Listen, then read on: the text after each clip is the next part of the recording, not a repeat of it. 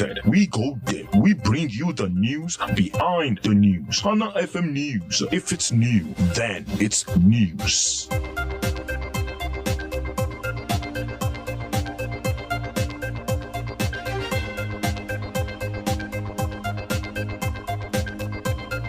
A wonderful afternoon.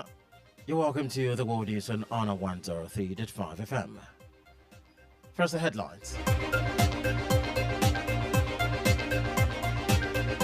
General Babangida admits late Chief MKO Abiola won June 12, 1993 election. Regrets its annulment as notable leaders grace his book launch. Attorney General of the Federation and Osun government clash over Saturday council poll. Director General, National Directorate of Employment, says agency is committed to tackling unemployment in line with renewed hope agenda of President Tinubu. From the African scene, Rwanda condemns U.S. sanctions over Democratic Republic of Congo conflict. And on the foreign scene, 3 buses explode in Tel Aviv in suspected terror attack. And business, Nigeria pushes for tariff-free trade with China. And entertainment, Trades Awards set for February 26 in Zanzibar. And in sport, Ademola Lookman, Victor Osimhen battle for King of the Pitch Award.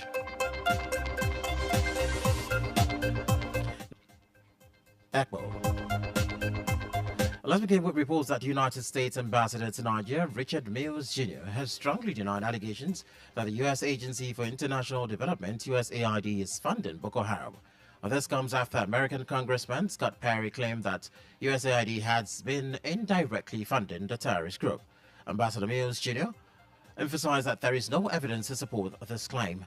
The allegation made by Congressman Perry have sparked widespread debate, with many Nigerians dismissing the claim as conspiracy theory.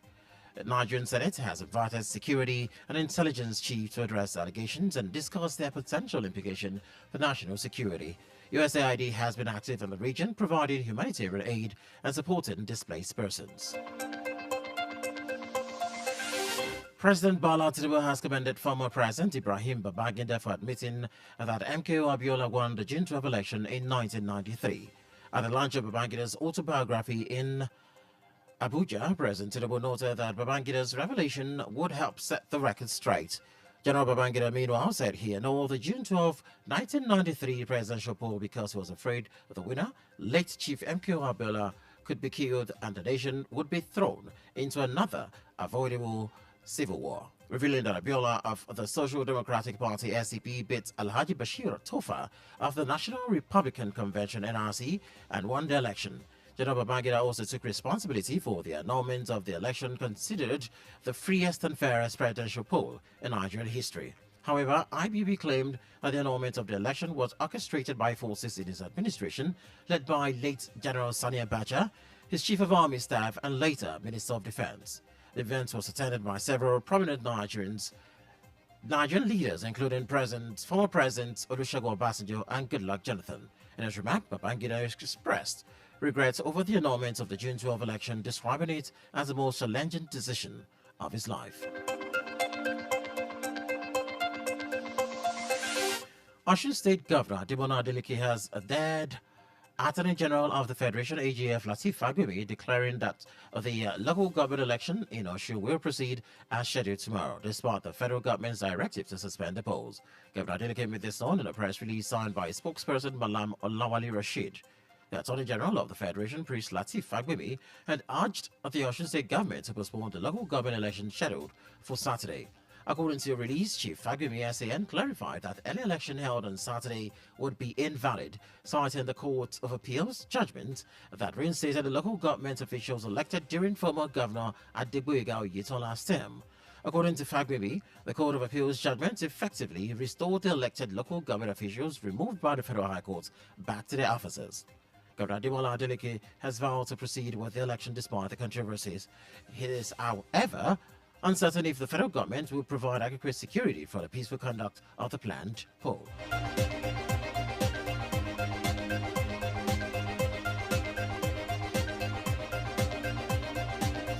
The Director General, National Director of Employment, Silas Agara, has said the agency was committed to tackling unemployment in line with the Renewed Hope Agenda agency Renewed hope agenda for President Bola Tinubu. Agara said this during NDE's special day at the 46th Kaduna International Trade Fair themed Promoting Efficiency in Manufacturing, Agriculture and Trade through Digital Transformation. The Renewed Hope initiative aims to engage. Moving over to the African scene, where the Rwandan government has strongly condemned the U.S. decision to impose financial sanctions on its ministers of state for regional integration, James Kabarebe. The U.S. Treasury Department announced a sanction on Thursday citing Kabarebe's alleged role in Rwanda's support for the M23 rebel group in the Democratic Republic of Congo. The sanctions also target Lawrence Kanyako, the M23 spokesman, as well as two companies he controls in Britain and France. The U.S. Treasury Department said these individuals and entities are linked to violence and human rights abuses in Eastern Democratic Republic of Congo. Meanwhile, Rwanda Foreign Ministry has dismissed the sanction as unjustified and unfounded, arguing that they will not resolve the conflict in the region.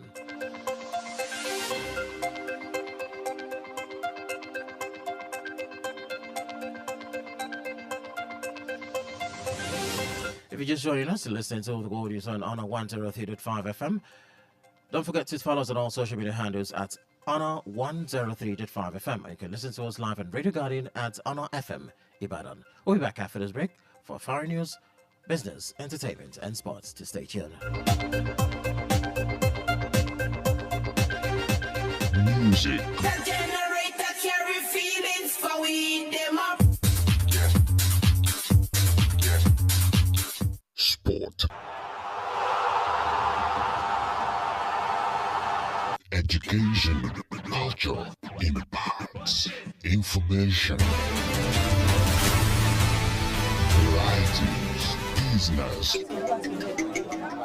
entertainment. We have you covered on 103.5 FM.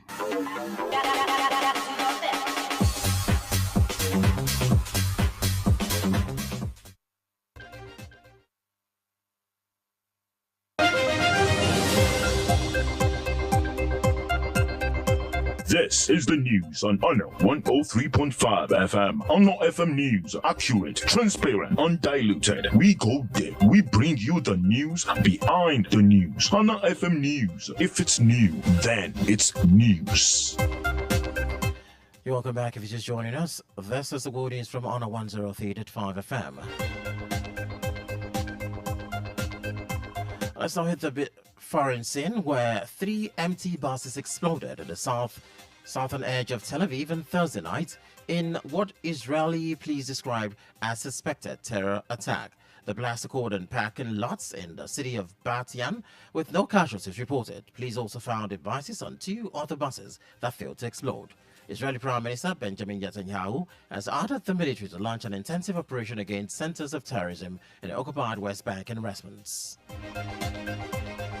Hong Kong's main opposition party, the Democratic Party, has announced plans to dissolve after 31 years. Party chairman Lo King-hei revealed that members will soon vote on the final decision. The party had been struggling to survive following China's crackdown on dissent in the city, which began after the 2019 protest.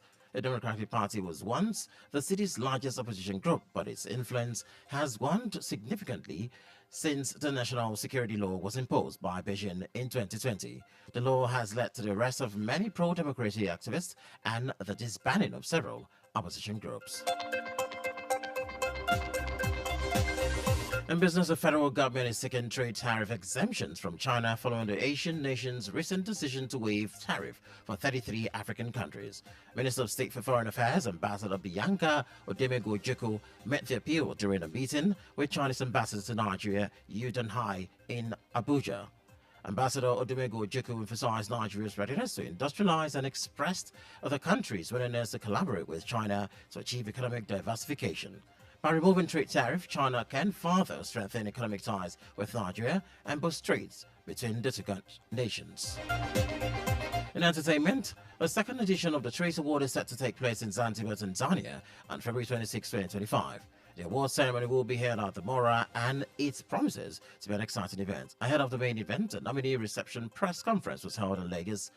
The conference brought together key industry figures, nominees, and sponsors to discuss expectations for the upcoming award ceremony. Among those in attendance at the press conference were Sam Oyemiloko, Managing Director of Trace West Africa, DJ Neptune, TG Omori, Kemi Longa, and Adefemi Adeniran. The Trace Award is expected to celebrate outstanding achievements in the music industry.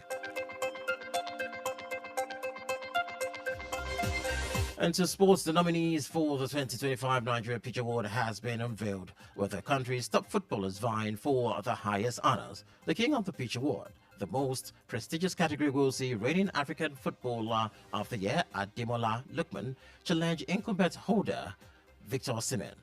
Osimhen, the Galatasaray FC of Turkey hitman, made history last year by winning both the Striker of the Year and King of the Pitch Award for the third consecutive year. However, he's expected to face stiff competition from Lookman, who was recently crowned African Footballer of the Year. The Nigerian Pitch Award, now in its 11th edition, recognizes outstanding achievements in Nigerian football. The award ceremony will feature 18 categories, with the winners set to announce in the coming week. With that sports report, we end the world news, but before we go, here's a recap of major highlights. Obachukwu reports that General Babangida has admitted that late Chief MKO Abiola won the June 12, 1993 election and regrets its annulment as notable leaders grace his book launch. We also brought you a report from the African scene where Rwanda has condemned U.S. sanction over Democratic Republic of Congo's conflict. On the foreign scene, 3 buses have exploded in Tel Aviv in suspected terror attack. And in business, Nigeria's push for tariff-free trade with China.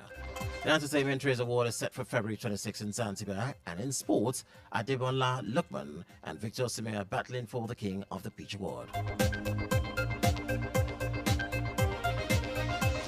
And that's the world news on 103.5 FM, as edited by Adidama Saka and produced by Shion Oyilo. I am Richard Apple. Thank you for listening. Good afternoon.